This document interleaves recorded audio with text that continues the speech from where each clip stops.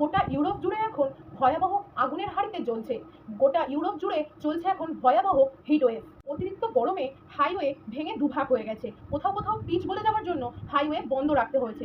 আবার অতিরিক্ত হিটের কারণে রেল লাইন বেঁকে যাওয়ায় ট্রেন লাইনও একেবারে বন্ধ। একটু স্বস্তির জন্য সরকার থেকে জলের গাড়ি পাঠানো হচ্ছে রাস্তার দুই দিকে জল ছিটানোর জন্য। একটা নিউজে দেখা গেছে ট্রাফিক লাইট নাকি অতিরিক্ত গরমে গলে গেছে। এই খবরটি একেবারেই মিথ্যে। হ্যাঁ, এটা হয়তো সত্যি ট্রাফিক লাইটটা গলে গেছে, কিন্তু তার পেছনের আসল সত্য হলো ওই সিগন্যালের একেবারে পাশে একটা গাড়িতে আগুন লেগে গেছিল, আর সেই আগুনের তাপেই ওই সিগন্যালটা গলে গেছে। এটা কোনো গরমের তাপে নয়। ইউরোপের নিউজে বলছে যে 21শে জুনের পরে প্রায় 1300 মানুষ এই গরমের কারণে মারা গেছে, যার মধ্যে শুধুমাত্র ফ্রান্সেই 1000 জন।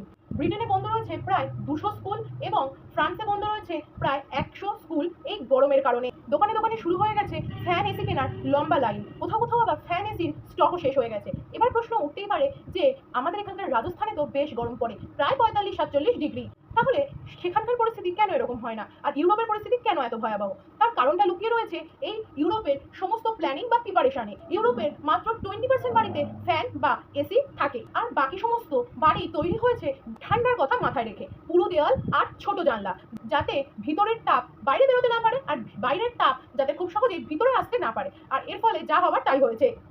এই ইউরোপের বাড়িগুলো এখন গরম ওভেনের মতন হয়েছে। আর উল্টো দিকে যদি আমরা রাজস্থানের কথা বলি, তাহলে রাজস্থানের বাড়ি ঘর জীবনযাপন সমস্ত কিছু এই গরমকে সহ্য করে, গরমের কথা মাথায় রেখে একটা গবেষণায় বলা হচ্ছে ক্লাইমেট চেঞ্জ ছাড়া ইউরোপে এত গরম একেবারেই অসম্ভব ছিল।